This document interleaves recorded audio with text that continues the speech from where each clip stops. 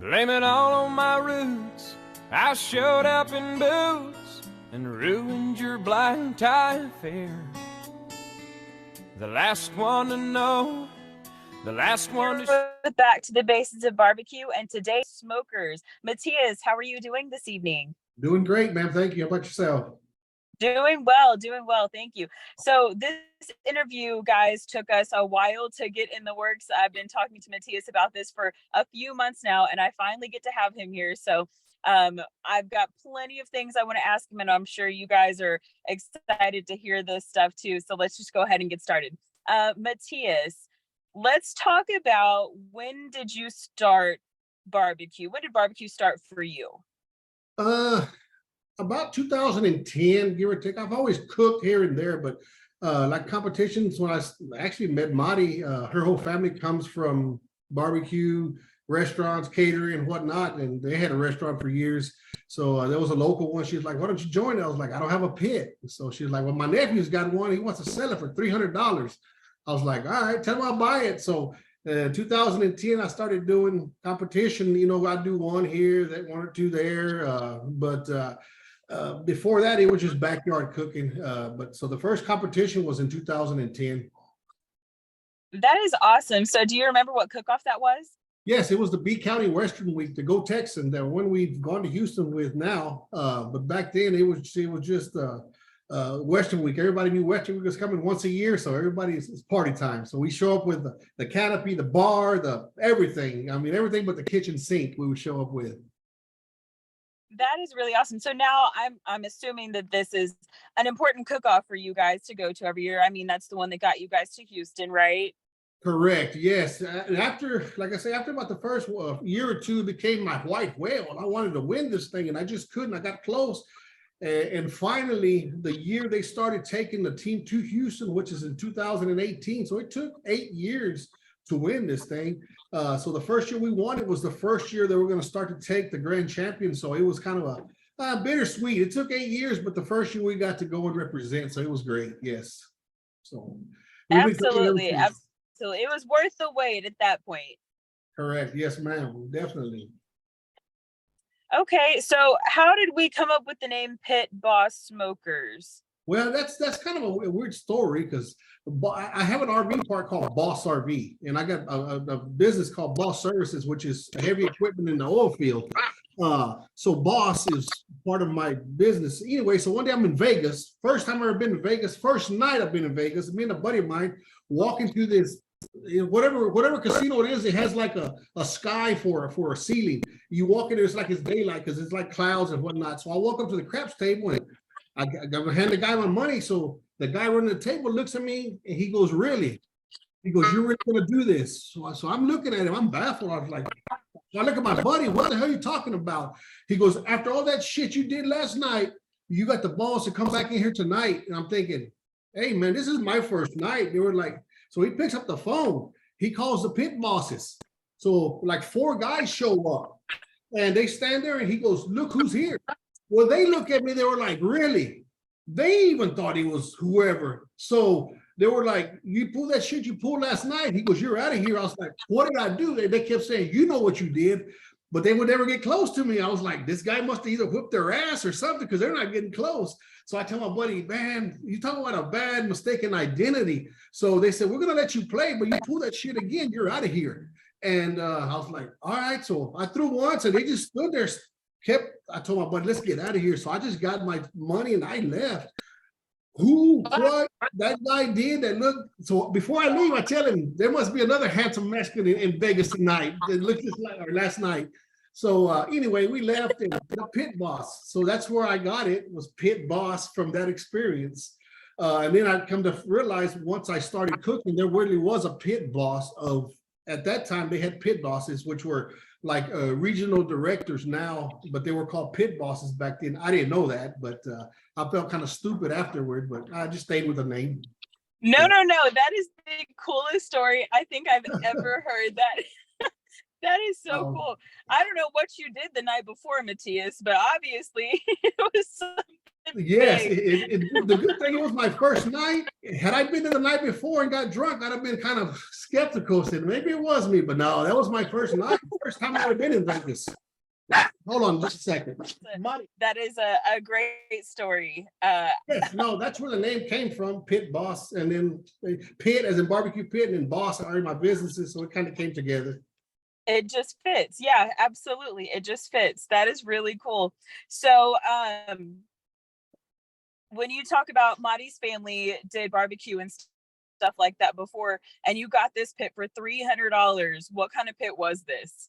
It's actually the pit that soon became known as Trusty Rusty. That it was just an all homemade offset pit.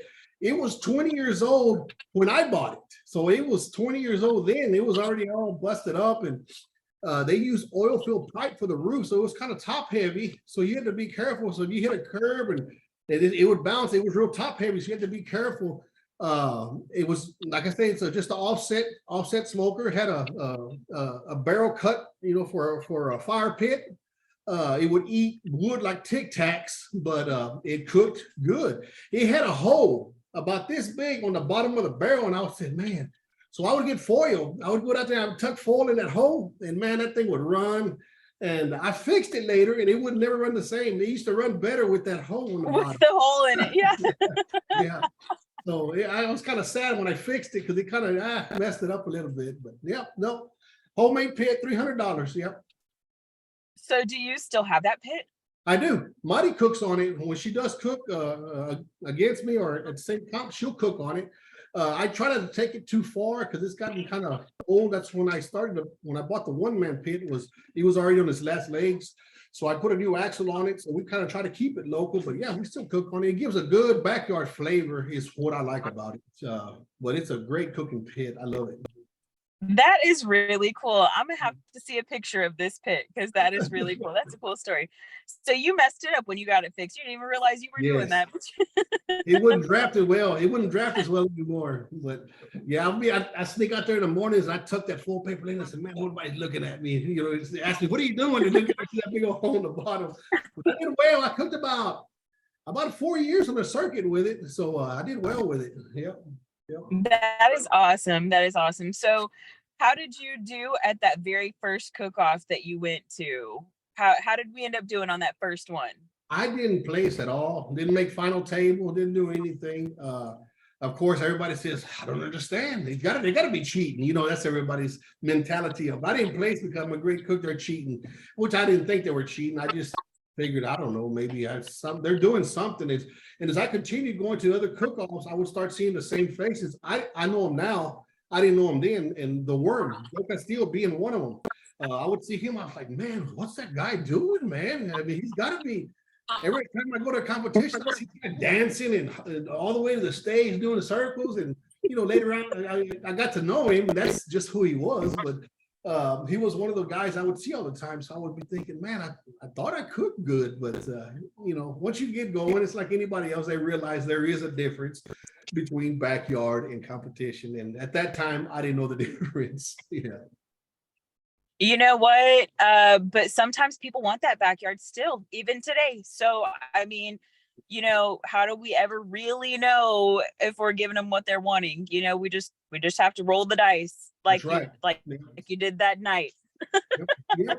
And I would place it, like I said, I guess the ones that I did place, that's what they were looking for was the backyard. It would be higher, but they would still place. So it just kept me on the line, just to keep going. So yeah, you're right. There's some people, some places that do prefer the backyard flavor. Yep.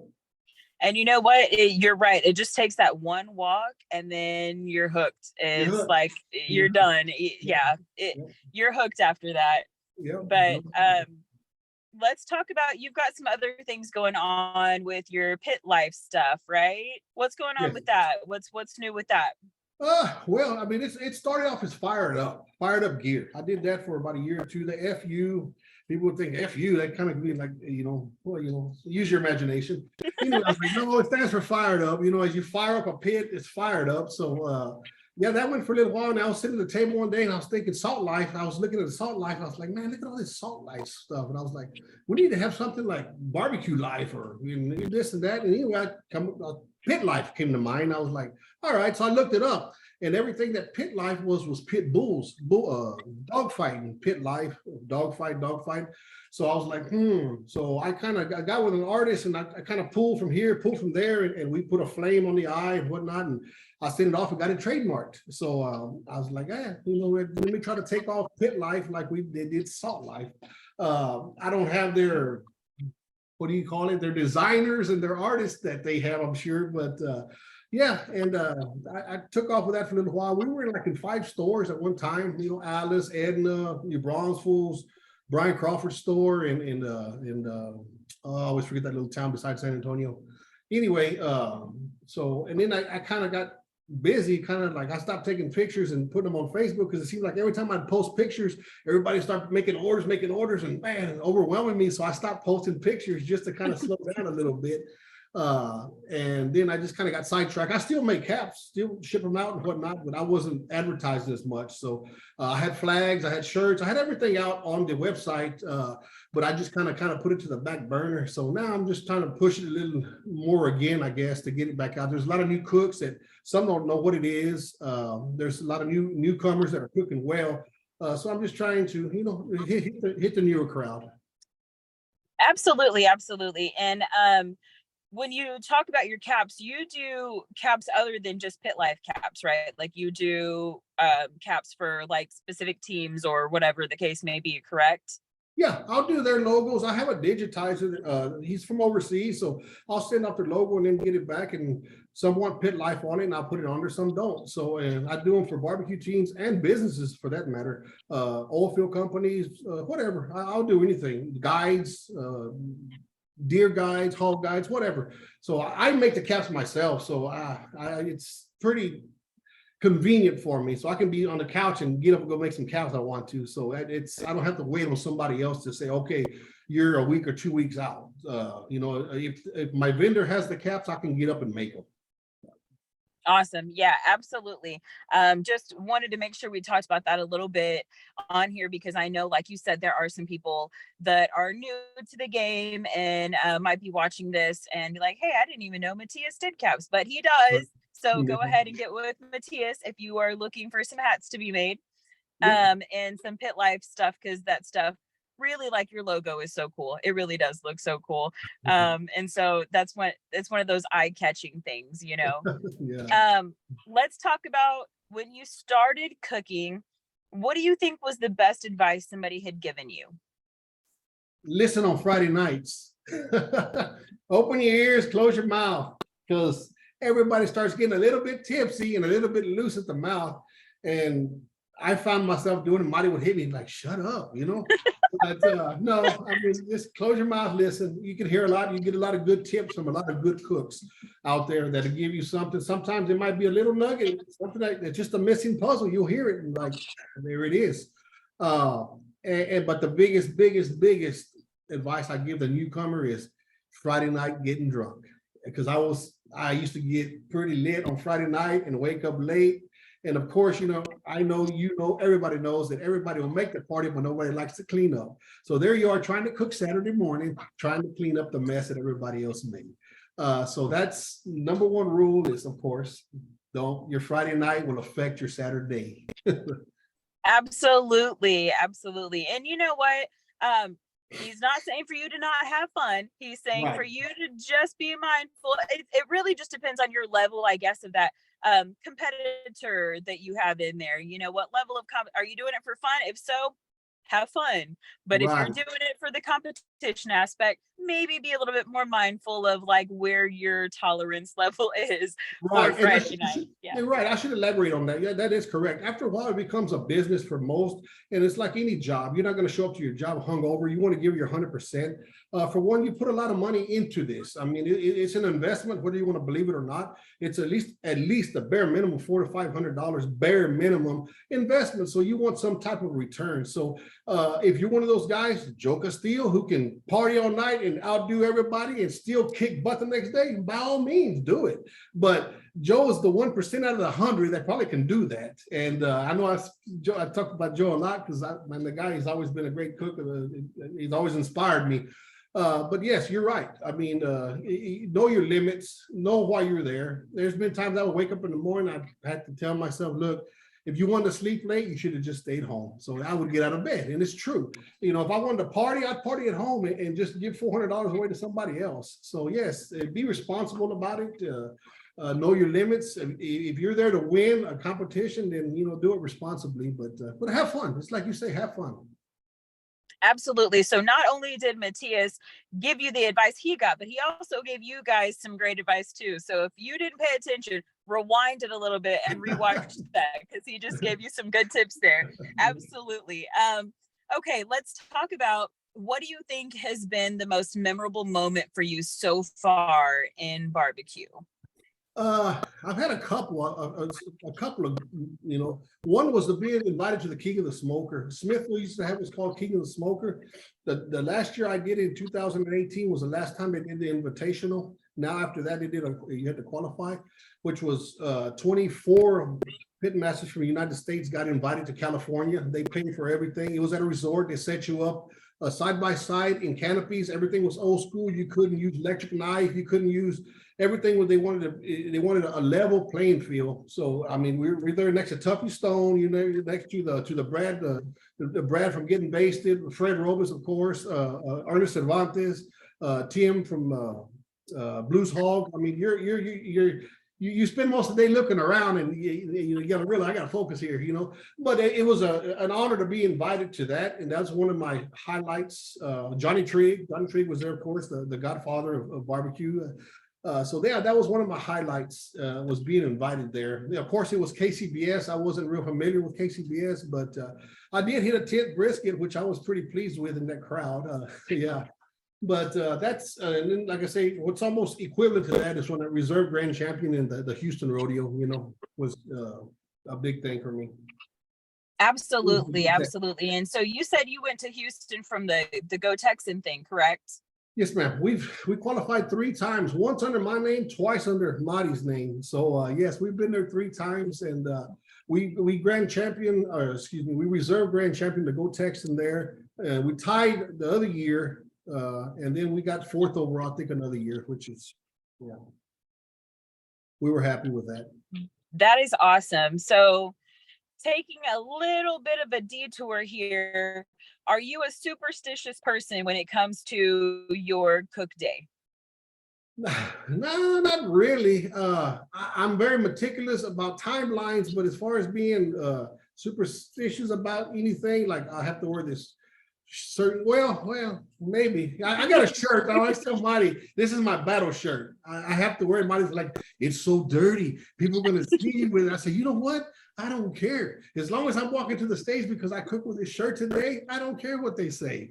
And so superstitious, I don't know. My battle shirt, I would have to wear it until finally it ripped, and you could see too much of my skin to wear anymore. So I retired it. But you should have patched it up. That's oh no, Marty wouldn't have had that. She would have chunked it. She would have chunked it. But yeah, no, other than that, not really. Yeah, that's one of those things where it's like, wait a minute, I didn't have my shirt. That's why I didn't walk today. Oh my God. I knew I should have worn that. Yep. Yeah, for sure. Yeah, no, you know what? So you don't really have too many. Do you have a new battle shirt? Not really. I'll change them out. They still get dirty. Marty still gets on me about it, but that's just part of cooking. Marty says, people are going to think you cook dirty, this and that. I said, Marty, I'm working. I am working, man. You know, I'll put an apron on, whatnot. I understand what she's saying. Look presentable, but Marty's being the wife, you know, as most wives are, you know, keep their guy clean. But no, I flip flop now. That shirt was with me for a while. And Ira was always cooking with me. He was, man, that shirt, you know how you talk, man, that shirt is dirty. Well, you should have told him about that cap that he has to wear. He's got a cap. Oh yes, yep. Yeah, for sure. I love that. So really just the shirt and then your timelines. Now, when you're talking timelines, how early in your week do you start prepping for a cook on Saturday? Well, I mean, the meat selection, of course, starts around Sunday or Monday. You know, I start going to the store for other things, and I just happen to end up in the meat section. And Marty's like, "Where you at?" I'm in the meat section. So, I mean, of course, I'm going to be looking for meats for that week, and of course, any other week if I see something good. But Wednesdays, I used to prep my meats on Wednesdays, and then I changed to a Thursday. Of course, I would trim meats. I would never. In all the years I've cooked, I have never made an injection at home. Never, ever. I always say I'm going to make them at home, but I've made them at the competition for all these years, and I won't change just because one of those things again. If I change, something's going to go wrong. But as far as like I say, the prep of the chicken, the meat, and whatnot, I'll do it on Thursdays now and get it all vacuum sealed and get it ready to go. Okay, so you know what? You're the first person that I interview that does their injections there on site. Do you think it makes a difference in your cook, or do you think it's just one of those things that, like you said, you've done it that way and you're just going to keep doing it that way, kind of a thing? Right. No, I don't think it has anything to do as far as the flavor. And some might say, well, my injection sits, it gets more flavored, and they're probably right. They're probably right. I've always done it that way, and I think if I try to get out of routine, it'll mess me up. I'll forget some at the house because everything's in my trailer. I know I show up to cook off, everything's in there. If I start taking things out, I'm going to get to cook off and say, man, I needed that. And I left it at home. So it was just one of those things that I've always done it that way. I started that way. So I just kept on doing it that way. And I think I even thought, okay, I'm going to make injections at home. And I started to, I know, I'll put it back in the trailer and I just wait till I get to the comp and I'll do it there. I've even done a double header in two different places. One time it was in Lagarto. I left before awards, went all the way to Houston, parked next to the Worm, and I got there about 9 o'clock at night, and I still made my injections there. You know, so it's just a habit. It's just a habit. You know what? I've heard a lot about the Worm, not just today, but in general from other people. And all I can say about the Worm is that everyone says what a phenomenal cook he is, but what a phenomenal guy he is also. He's even better. Yes. So yes. I've not had the pleasure to meet him in person. However, that's what I hear about the Worm all the time. Yeah. But you know what? That goes the same with you. You and Mati are great people. And so when we talk about great people, who were some of those first few people that you guys would always cook with or meet up with at cook-offs when you started? Well, like I said, there was, so many, but one of the ones that sticks out was when we first started cooking was in Kennedy, and it wasn't that I was antisocial. I told Marty I didn't want nobody to make fun of me, so I would tell them, park the truck right here, block these guys, back up right here. You know, I wanted to be isolated, not because I didn't want to be or didn't want to socialize. I didn't want them to be looking like, what is that guy doing? So I would try to isolate myself and hide, and then I wouldn't venture out. Well, Joe Soto happened to be there. And he walked over and started talking to me and hey, come on over to camp. And so Joe was one of the first ones to actually I guess, get me out of my shell. Come over here, man. It's, we're all friends here, and I've told him that. I've even made a post one time about that he was one of the guys who actually made a big impact when I first started as far as approaching me and stuff. So from that day, I try to treat the newcomers or somebody that I see being the way I was, isolated, just sitting there kind of timid. I try to have that same mentality he had toward me that day, because I know what it meant to me, and I'm sure that's what it means to some of these other people that are starting out, Absolutely. I love that. I did not know. I knew that you knew my Bubba, but I did not know that he was there when you first started in this sport. So that's awesome. I love that. Yeah, so Joe, if you're watching this, obviously keep being a great person and inviting people in because that kindness is spreading like wildfire. And now Matias is one of the best people I know in barbecue. So, like I said, it just spreads. And if we don't help make people feel welcome and comfortable in this sport, we're doing a total disservice to barbecue in general. Right. So yeah, I love that. We are competitors, like I say, but on the same token, if you don't have somebody to compete against, there's no competition. So if you can't welcome guys to make them feel welcome so they can be at the next one, and the next one, and the next one to grow this sport, then you're defeating the purpose of why you're out there. I'm there to compete. Of course, I want to win, but I want to win against the best, and of course, against a crowd at that. I don't want to compete against two people, So, and Joe did that day. Like I said, it's always stuck with me. That was years ago. And to this day, I still remember that. When I see somebody new, I think back to that day, and I'll actually approach, and And I try to talk to a lot of people, and that's where it stemmed from. I love that. Absolutely love that. Um, you just said something a second ago, and I was like, oh, I need to ask him about that, but I don't know where it went. Okay, on a different note, when Madi cooks, right? How often does Madi cook? Not too often, maybe, I don't know, at that time, maybe 3 times a year, maybe 4. Yeah. So when Madi cooks, what team name is Madi cooking under? Team Fired Up. She would cook on a Team Fired Up, which was the Fired Up when I first started. So she cooked The FU, right? FU, yes. And probably sometimes during the day it's FU, yes. Yeah, absolutely. You know what? I think I'm gonna need one of those caps. I'll send you a Yeah. message when this is over. I'm gonna need one of them Fired Up caps. Yes, Can we yes. bring that back for a little bit? Yeah, but yeah, no, she cooks along, and I don't know. I always do for Marty or whatnot. When we're in a competition, she would cook on my old pit, and I would tell her, "Look, Marty, I'm not even going to cut your wood." I said, because for one, everybody's looking at us, everybody, all eyes, and the first thing they're going to say is, "Oh, he's cooking everything." I said, I don't want him to do that. And Ira Green, Grady Speed, a bunch of guys had parked right next to me, and they were like, "Damn, dude, you're not even cut her wood." I was like, "It's not that I don't want to cut her wood, is I want people to, and not that I care what people think, but I want them to give her the recognition that she deserves, and let her know that, let them see that, yeah, she cuts her own wood and she feeds her own fire. I don't do nothing. She might, of course, maybe run some techniques and run some, same times and stuff that I do. And of course, everybody's taking the class at some point or another and does that. So that's not a biggie, but the fact that she actually is putting in the work herself says a lot more about if she wins and when she does win. So and people say, "You cut her wood at least." Yes, I probably could, but on the same token, it kind of, it shows that, yeah, I'm letting her do it herself. But you know what? I think that at the end of the day, that is something that she probably appreciates about you, Mhm. because I know that's something that I appreciate with Aaron is that I do this stuff by myself. And when I'm done, it's like, you know what? I might not have walked today, but I know I actually like hit my marks. You know what I Right, mean? Kind of a thing. right. So Yes, definitely. absolutely. It's one of those things that, and then you're proud too, because you just saw your wife, you Right. know, do something that you both love and you both do together. I think that's great. I love it. I love it. Yep, yep, definitely. Let's talk about, so my next question for you is, what do you think is the like little factor that goes off that takes you from being a good cook to being a great cook?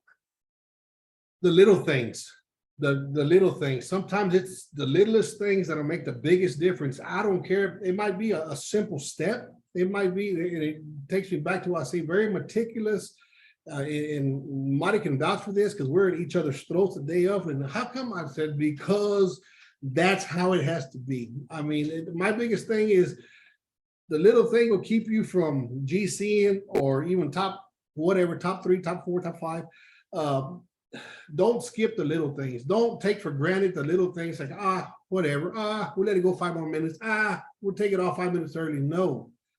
Very meticulous about times, very meticulous about the little, even down to the turning box, how you place it, everything. It's the little things that make the biggest difference. I really could not agree more with you. Absolutely, it's the little things. And you know what?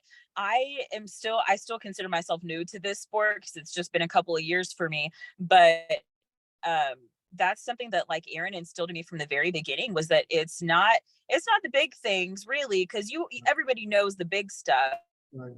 But it's the little things that make the biggest difference between everybody's products. That's right. Your So last that was 15 something that minutes stuck with me. I love that. Yes, no, your last 15 minutes, your last 10 minutes can win or lose that thing for you. I mean, you might cook the brisket for 4.5, 8.5, 10.5 hours. Your last 10 to 15 minutes can win or lose that thing. Yeah. Right there where you're slicing and doctoring or whatever you're doing and putting it in the box, those last few minutes. Absolutely. Yeah. I agree with that. What is your least favorite meat to cook? Well, my least favorite meat to prep is chicken, but it's the one I like doing. I have the better results at, but it's my worst. It takes me literally 7 minutes to cut my chicken up and get it. And it's the worst 7 minutes of my life. But I don't mind cooking. It's a fast cook. So, but I really don't have pork butt right now. I thought was, now that you're introducing pork butt, I thought it was my least, but I said, man, I've been cooking brisket for X amount of years, and here I am doing better in pork that I've only been cooking a couple of months. So it's starting to slowly and make its way to the front runner. But no, as far as the meats, I really don't really dislike any of them. I dislike the process, chicken cutting, prepping, whatnot. But no, I don't mind cooking any of them. Yeah, when you started saying chicken, I was like, do not lie to me on this show, Matias, because we all know you're the chicken king. Okay, so do not. I don't know, but I told me the chicken just don't, man, the worst I literally tell you, it's the worst 7 minutes of my life. I can't stand it. All right. I'll accept that. I'll accept it. Okay. All right. So last question before we wrap this up. I would like to know, you've already had some really major accomplishments in your barbecue career. Okay. It's a two-part question though. One, why do you love this sport? Why do you love it? We know what you love about it, but why do you love it? And then the second part is, what would be on your barbecue bucket list now, even though you've accomplished so many things? I love, from the get-go, is the camaraderie. I love meeting new people, becoming good friends. Of course, that's one of the top of the list. My Fridays is my day, is my way to unwind from during the week or whatever it might be. Of course, that's one of them. Two, I love not only the thrill of the victory, and they used to say this on the ski show, the thrill of the victory, but the agony of defeat. Of course, we all love to win, but nobody wants to win all the time, because then there's no challenge. So I love competing, and it just happens that it has to do with cooking. And then, of course, it involves the people. But I love doing this sport. For one, is the tight-knit group that you do it with. But then I love competing. I love the challenge, because you're trying to appease or appeal to so many different taste palettes. You can't just say, okay, it's A and B, and that's it. Let's do A. No, you have to constantly be challenging yourself to challenge or to try to capture their taste palettes. And it's kind of aggravating sometimes, but on the same token, it keeps you captivated, like, I want to conquer this. So that's why I love it. It's the competitiveness of it, but a lot of it is the people that I've met. I've met a lot of good people that become family. Yeah, and including you and Aaron, man. I love you guys. You guys have been super great people. So I try to, every time I see you, I try to say hi. So if I don't see y'all, come say hi to me, because I didn't see y'all. No, absolutely. And you know that we love you guys too. But okay, last part. What is still on your bucket list, even though you have quite a beautiful resume? Bucket list is and I've come real close in Houston, 1 point, 2 points from it. I've gotten kind of close to it. Is the world champion title. Everybody wants the world champion title. That's just, I guess that's one that's become my new white whale. That's on the top of my list right now. It's not only the title, of course we all do this to be seen by our peers in the same sport that we do. So to have that title of world champion 2-time, 3-time, 4-time, whatever time, is my number one on the bucket list right now. That's my goal. And I know I have to slow down on some cooking, but I'm going to try to get back into it some more. But that is my goal as of right now, is that. I love that. And you know what? I really believe that if it's something that you want, you are absolutely going to make it happen. It's in the cards for you. I believe that with my whole soul. But you know what? Speaking about goals, I'm cooking this weekend. I haven't cooked since like the showdown. So my only goal is to get at least one walk. That's my only goal. I don't care if it's a 10th place. I just want like a single walk. So, but that's it for today. I really appreciate your time. I know everybody's really going to love this video. You gave a lot of really great insight to who you are, plus the sport in general. So thank you so much for your time, Matias. Those of you that are watching the show, remember that everybody is somebody in barbecue, and I love y'all. That's right. Thank you for having me, and I'm honored.